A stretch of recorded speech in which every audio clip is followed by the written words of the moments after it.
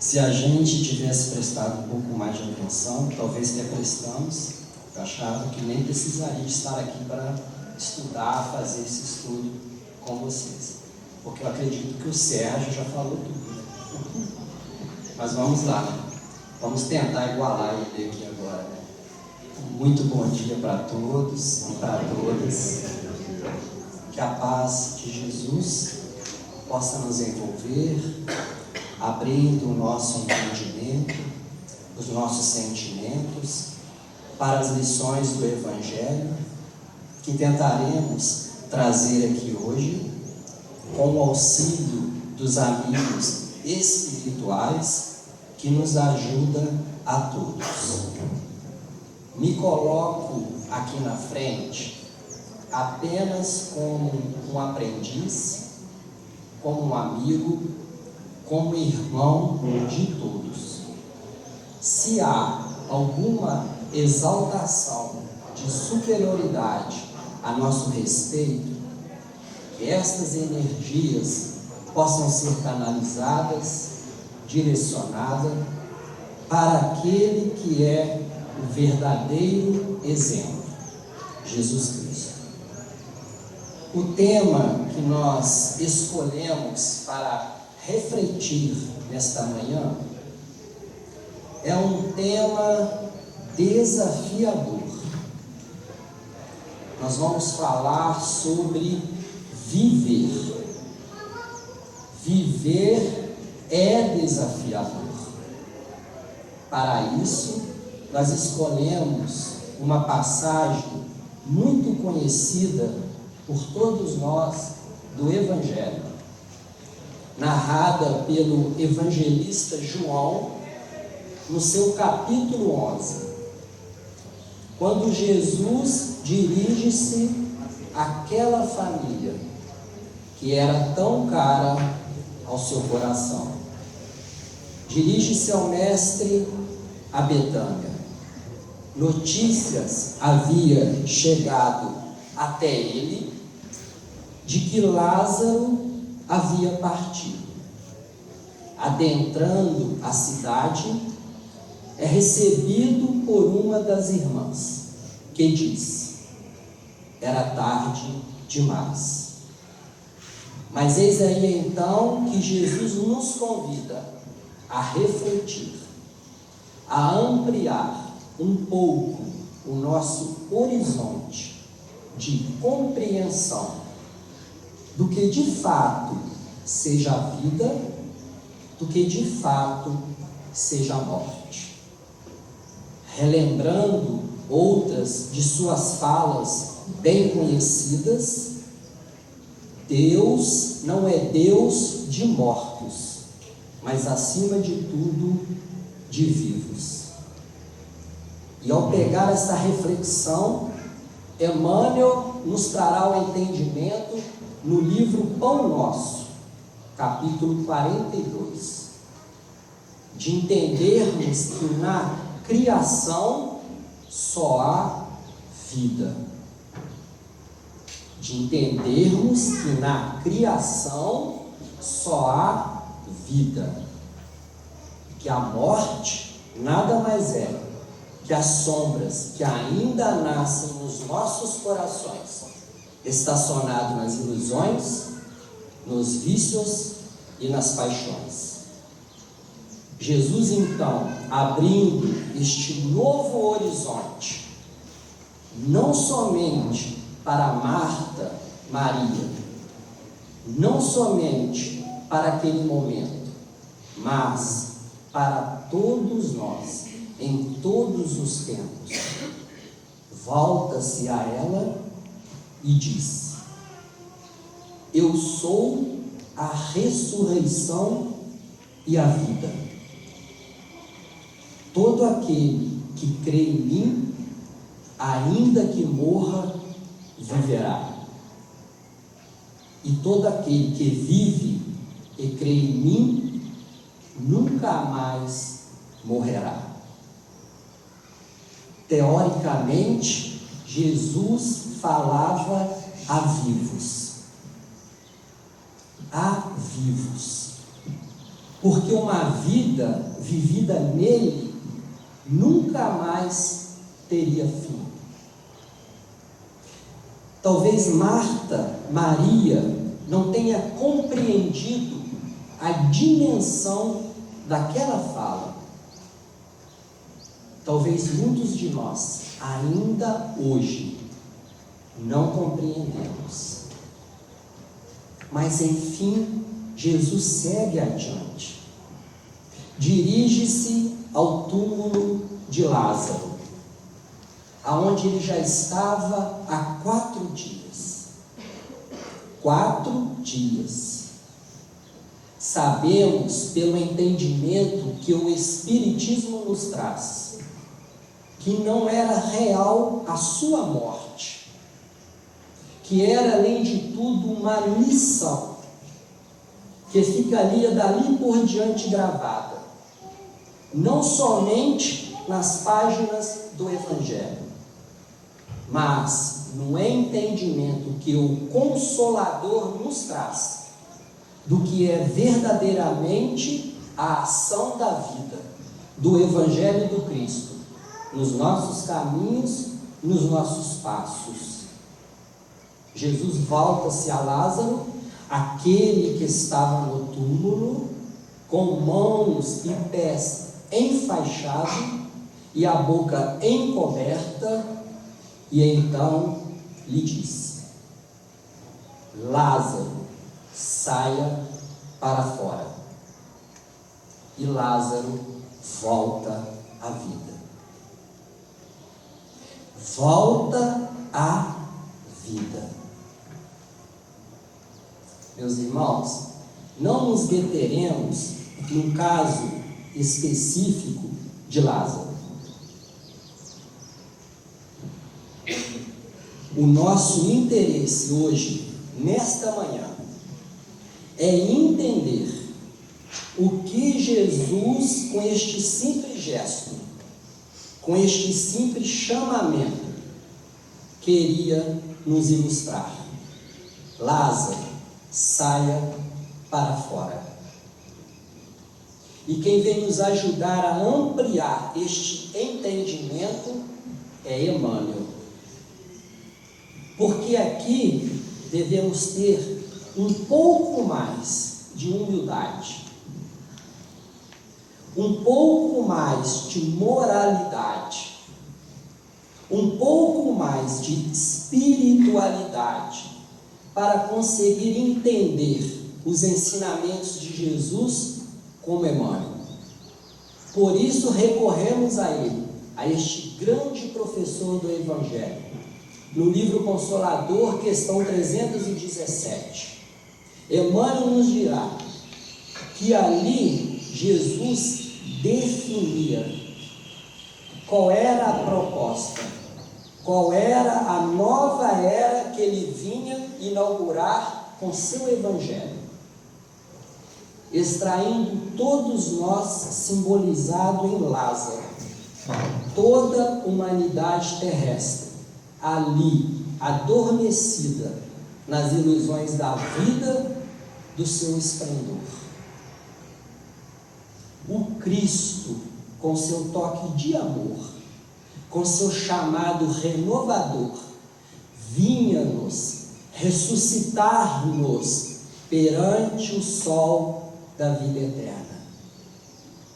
Vinha o Cristo nos extrair daquela caverna, desenfaixando mãos, pés, tirando da boca, ouvidos, olhos e coração as vendas, as amarras que nos impede verdadeiramente de viver. Do que muito mais do que existir, abrindo este novo horizonte, ajudando a enxergar este imenso porvir que nos espera, Jesus nos convida a transitar do simples existir ao viver. E ao vivermos abundantemente. Então Lázaro é o símbolo da humanidade inteira, nos diz Emmanuel,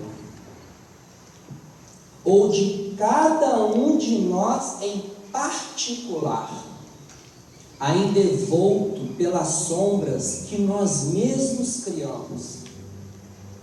Estamos impedidos de ver a vida que estua, que vibra no infinito da criação. Então esta é a proposta de viver que eu gostaria de compartilhar na manhã de hoje. Esta vida que bem vivida triunfa. Esta vida, nas palavras de Maria Madalena, enfim, vem trazer um novo tempo para a humanidade. Um novo tempo para a humanidade.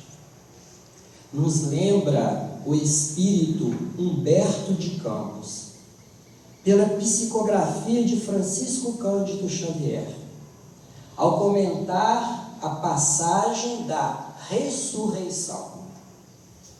Nos diz que encontrou em Maria Madalena o seu veículo. O seu veículo nos dirá quais dos sábios, quais dos filósofos da humanidade terrestre que já deu uma mensagem mais feliz para a humanidade do que Madalena, quando ela disse: Ele vive. Ele vive. A vida triunfa. Para além da cruz, a ressurreição. Para além do inverno, há sempre a primavera. Para além do túmulo, a vida imortal. Inaugurava Jesus para a humanidade a era da vida imortal. Naquele momento existia base, existia fundamento na terra. O sol do Cristo despertava a humanidade para a era da imortalidade. O sol do Cristo. Então, com todo o respeito que nós temos pelo nosso sol, hoje ele está mais escondidinho, mas ele está aqui. Este astro de quinta grandeza. Quinta grandeza. Que todas as manhãs nos convida a recomeçar.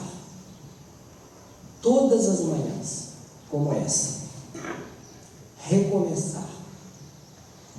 Trazendo para os 3 reinos da natureza: o mineral, o vegetal e o animal.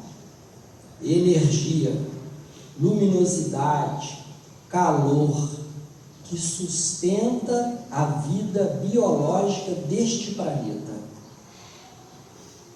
Mas, recordando aqui as palavras do Dr. Bezerra de Menezes, conhecido no mundo espiritual como o médico da caridade, o Dr. Bezerra nos diz que Jesus é o sol de primeira grandeza.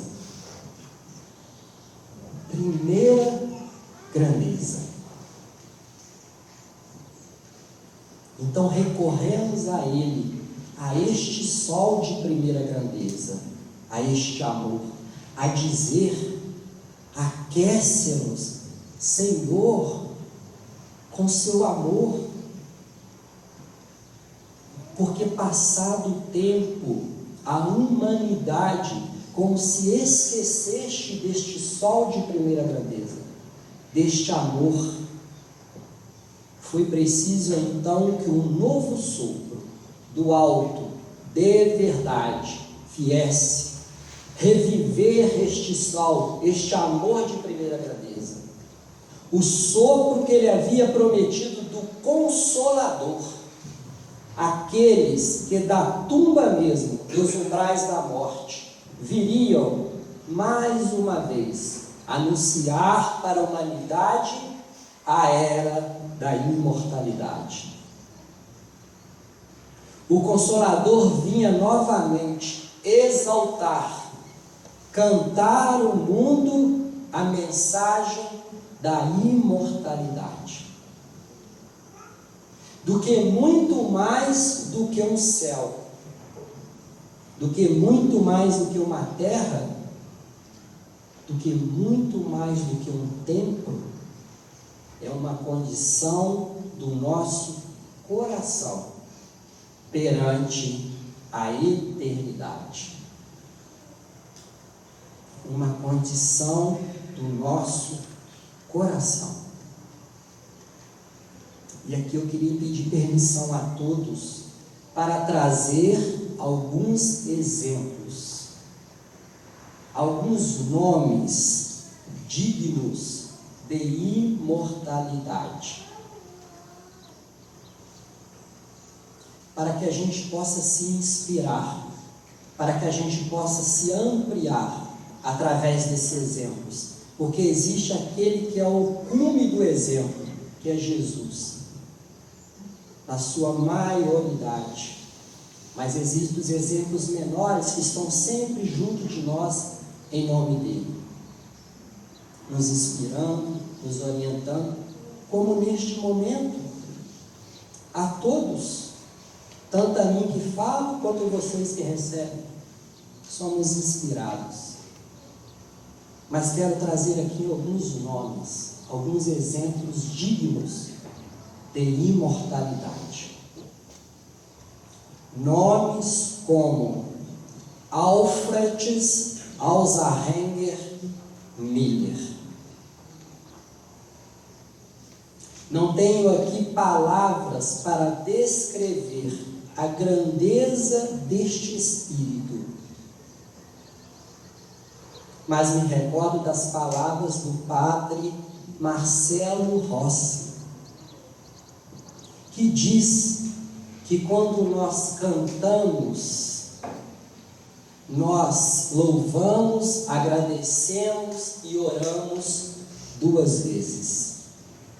Então, nada melhor para este espírito, para poder falar a respeito dele através da música, como um ato de gratidão. Seu nome, Alfred Alzheimer Miller. Por isso aqui, eu passo as minhas palavras ao meu irmão Acácio, que vai agigantar, através da música, a grandeza deste Espírito. Som e página 35, meus irmãos. Som.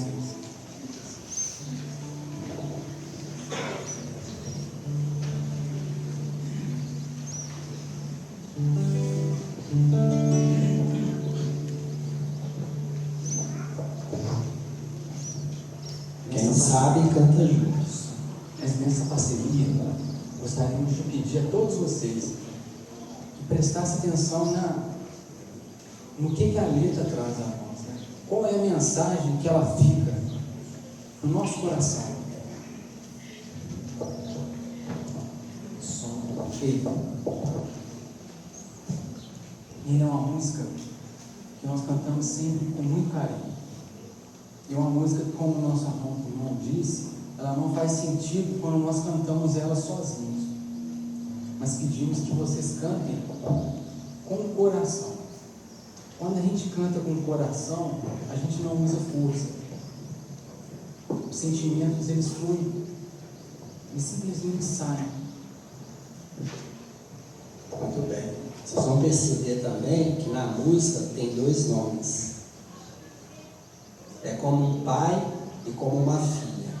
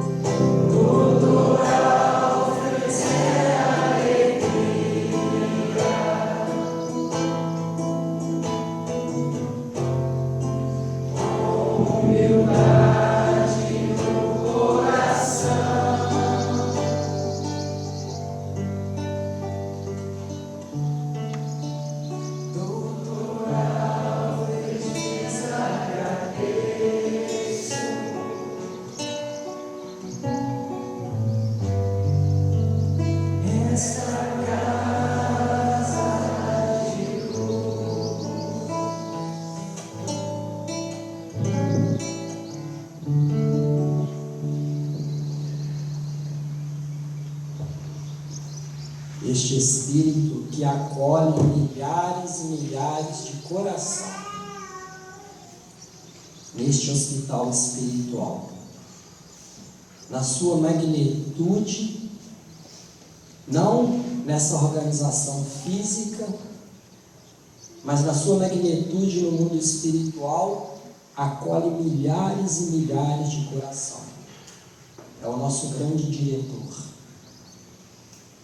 que coordena este hospital, não somente este, outros hospitais espirituais, não somente neste orbe, mas em outros orbes.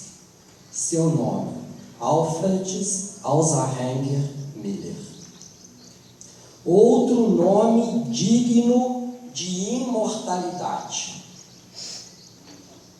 Hipócrates, o pai da medicina. Há 300 anos antes do Cristo, nos deixou um legado de imortalidade. 300 anos antes do Cristo.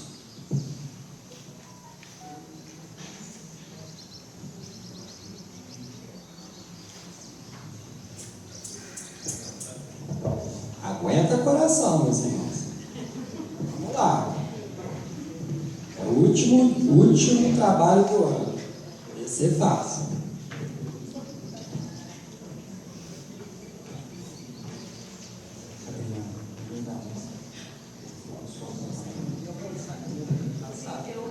Número 38, meus irmãos.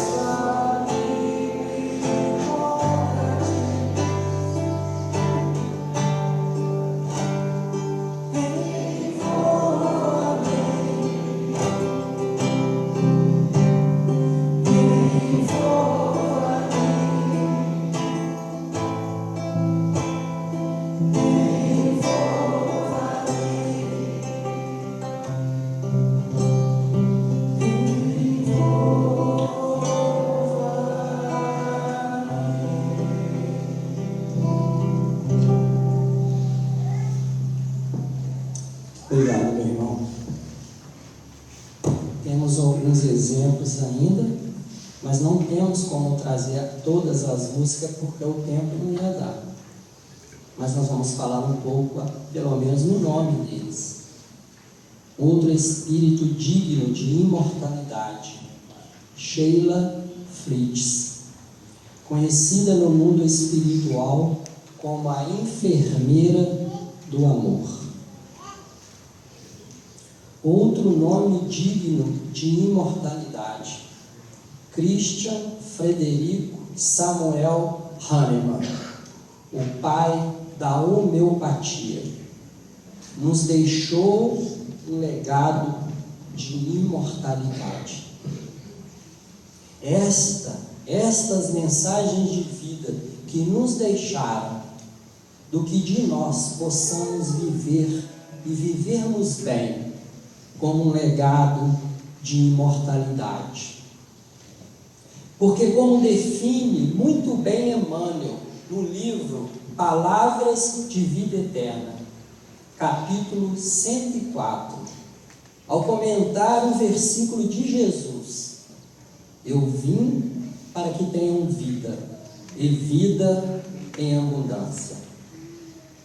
Emmanuel nos dirá, em sentido espiritual, viver é muito mais do que simplesmente existir. A vida é experiência digna de imortalidade. Por isso citei esses nomes. São experiências dignas de imortalidade. E de tantos outros que não deixaram nomes, mas deixaram experiências dignas de imortalidade. Então, qual o legado que eu estou a deixar ao mundo em termos de imortalidade? O que reflete a minha vida em outros corações em termos de imortalidade? Do que de fato nós estamos a viver muito mais do que simplesmente existir. E aí nós trouxemos uma outra mensagem de um espírito digno de imortalidade. Seu nome, Eurípides Barçanufo, pela psicografia de Francisco Cândido Xavier. Uma mensagem longa, eu tirei alguns tópicos que poderiam encaixar no nosso estudo, intitulado Em Plena Era Nova. Eurípides está dizendo que nós estamos em plena era nova. E às vezes esquecemos disso. Estamos aguardando este mundo do porvir, quando não percebemos que já estamos para quem quiser chegar. Anuncia várias vezes os Espíritos, no Livro dos Espíritos, no Evangelho segundo o Espiritismo, com o Consolador, com a Boa Nova nas mãos, a era nova já está aí. No seu Evangelho segundo o Espiritismo, no seu primeiro capítulo, não vim destruir a lei. Lá nas instruções dos Espíritos, tem um comentário de um Espírito israelita. Lá no seu finalzinho, há um parágrafo, e ele diz assim: Moisés abriu os caminhos. Jesus continuou a obra. E o Espiritismo concluirá a era nova. Mas estando ela aí, há inúmeras consciências que dormem, se ver presa, limitada, como Lázaro, a este simples existir. A este simples existir. É por isso que Eurípides Barçanufo começa a sua mensagem dizendo assim: há criaturas que deixaram na terra o único rasto robusto que usufruíram na carne, um mausoléu esquecido no canto ermo do cemitério. Vou repetir. Há criaturas que deixaram na terra o único rastro robusto que usufruíram na carne, um mausoléu esquecido no canto ermo do cemitério. Temos que refletir sobre isso. Porque passado 2000 anos do advento da Boa Nova, da mensagem de ressurreição, há inúmeros corações que não deixaram outro legado, a não ser um canto ermo no cemitério. Ele continua: nenhuma lembrança útil, nenhuma reminiscência em base de fraternidade, nenhum ato que lhe recorde atitudes com padrões de fé, nenhum exemplo edificante no currículo da existência, nenhuma ideia que vencesse a barreira da mediocridade, nenhum gesto de amor que granjeasse sob o nome o orvalho da gratidão. Eurípides parece até um pouco forte, mas é a postura do professor. Quando paramos para refletir, é de fato assustador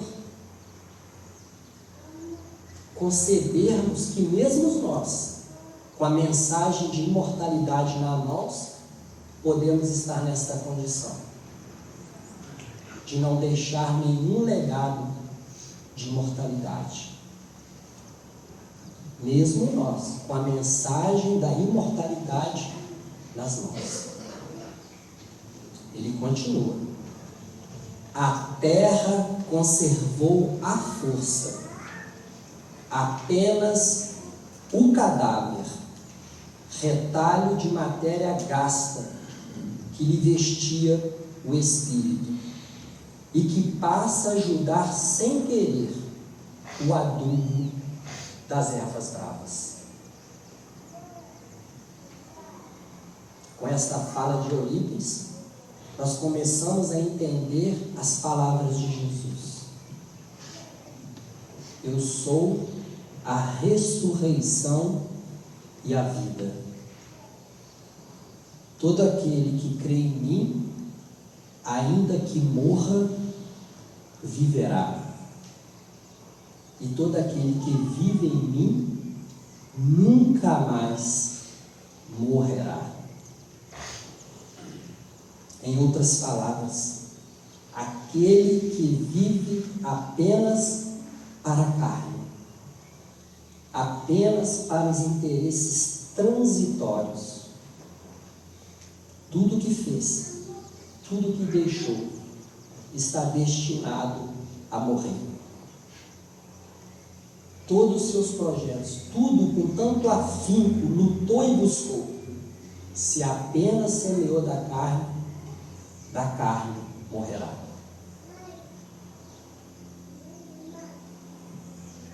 É por isso que aferrado àquilo que escraviza o coração, como nos diz Jesus, onde está o teu tesouro, estará o teu coração, colhe experiências difíceis na desencarnação.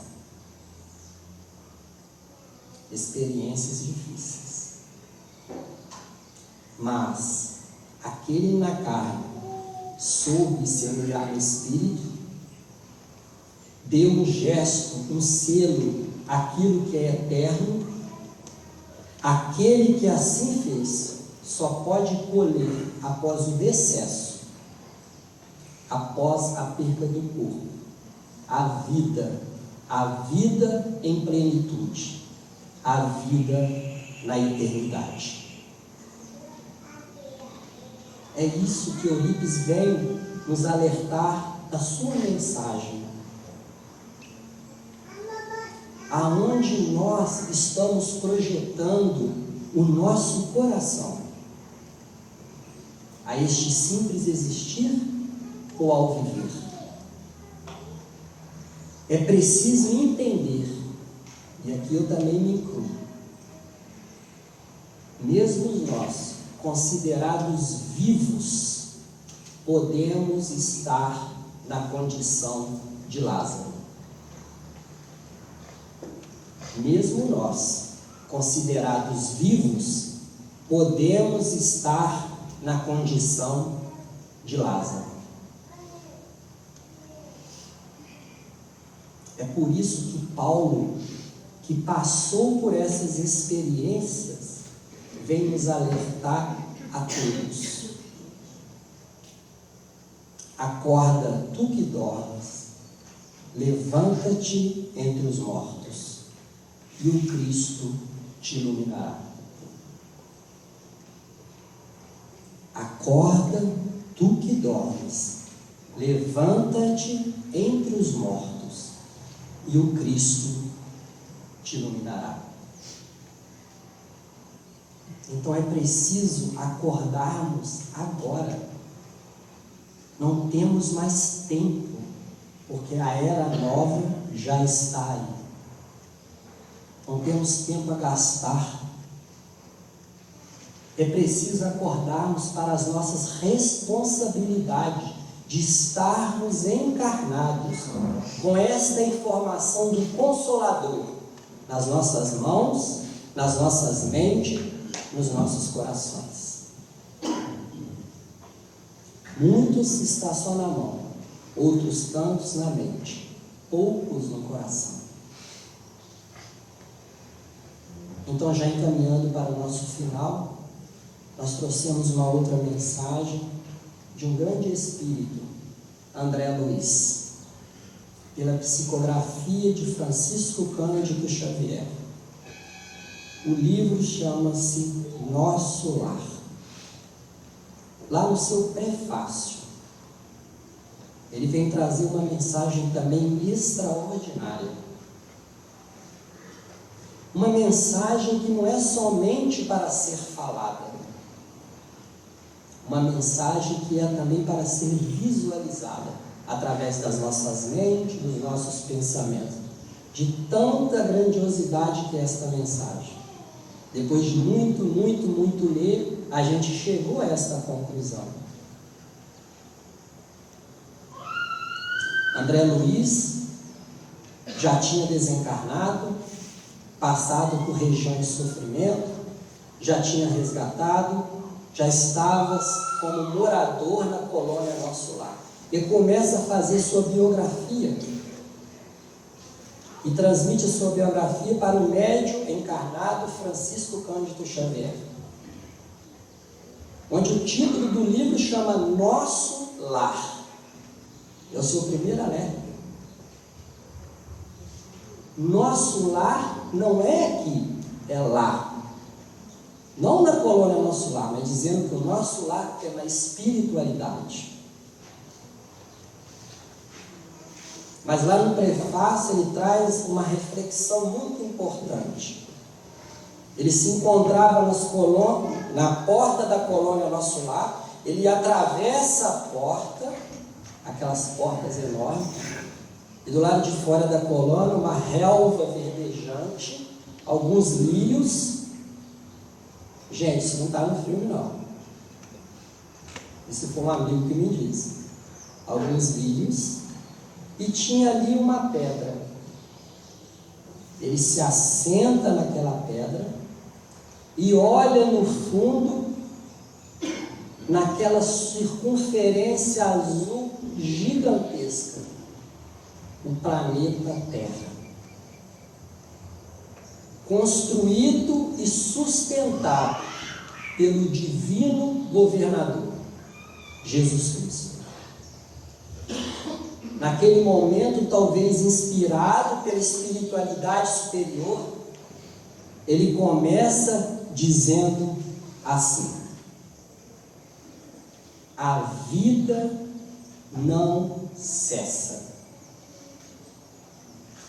A morte é um jogo escuro de ilusão.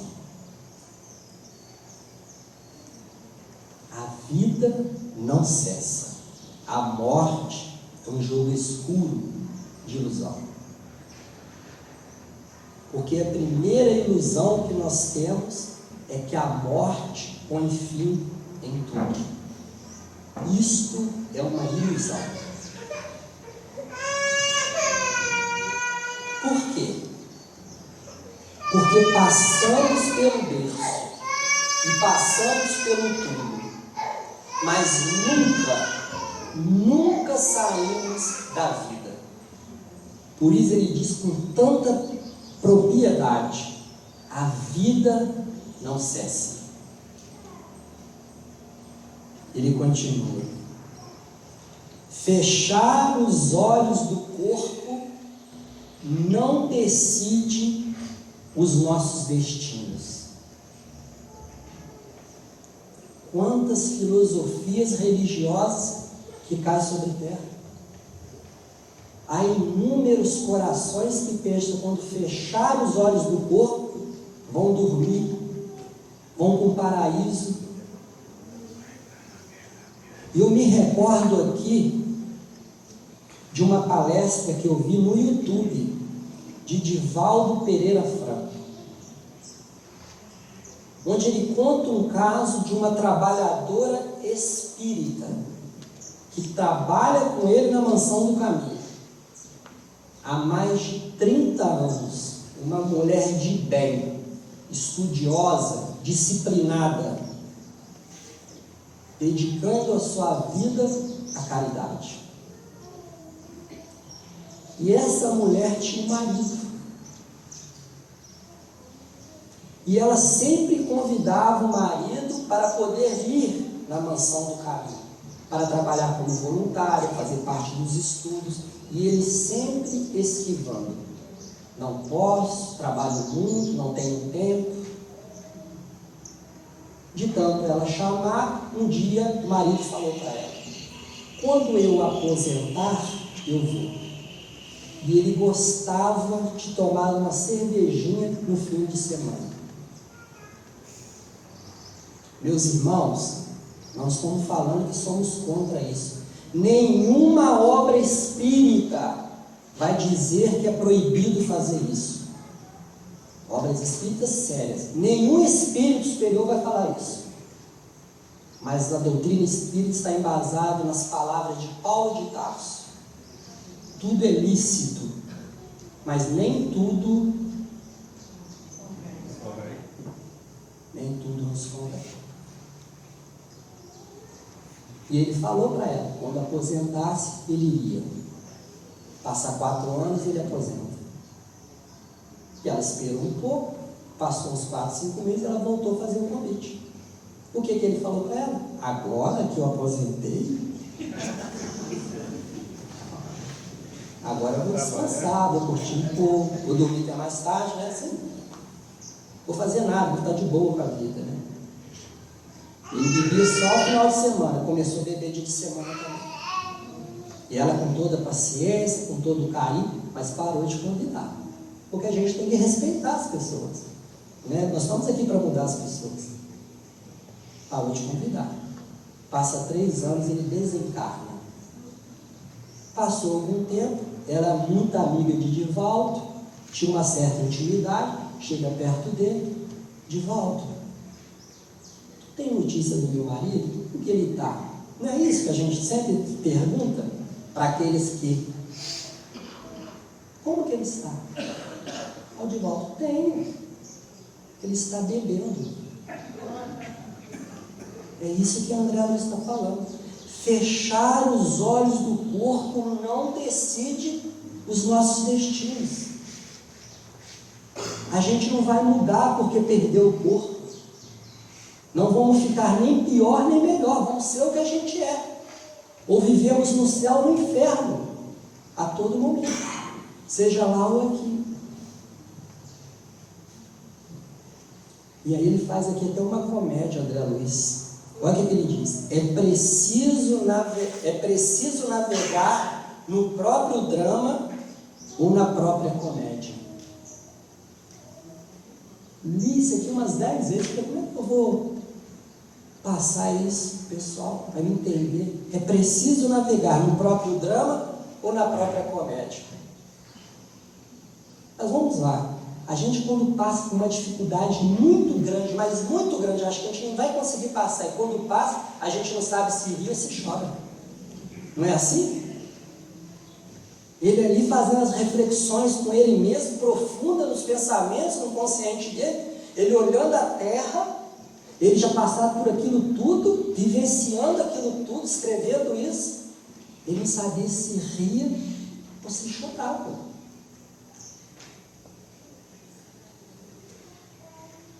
Ele continua: uma existência é um ato, um corpo, uma veste, um século, um dia, e a morte é o sopro renovador. A morte é o sopro renovador. Meus irmãos, Jesus, o divino modelo, o divino guia, o divino amigo, o divino mestre, passou pelo sopro renovador. Lázaro passou pelo sopro renovador. Todos nós encarnados, todos passaremos pelo sopro renovador.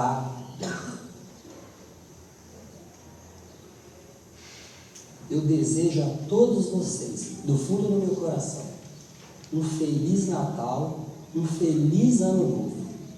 Mas mais do que isso, eu desejo a todos vocês um feliz viver. Muito obrigado.